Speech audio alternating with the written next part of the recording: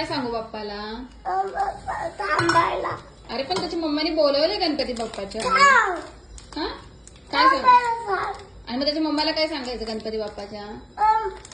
त्याला घरी नाही घेऊन येत, घरी नाही पाठवत, घरी नाही बोलवायचं. घरी नाही बोलवायचं, आपल्या जवळच ठेवूया गणपती बाप्पाला. आणि त्याची मम्मा ती काय करेन? रडेल ना त्याची मम्मा?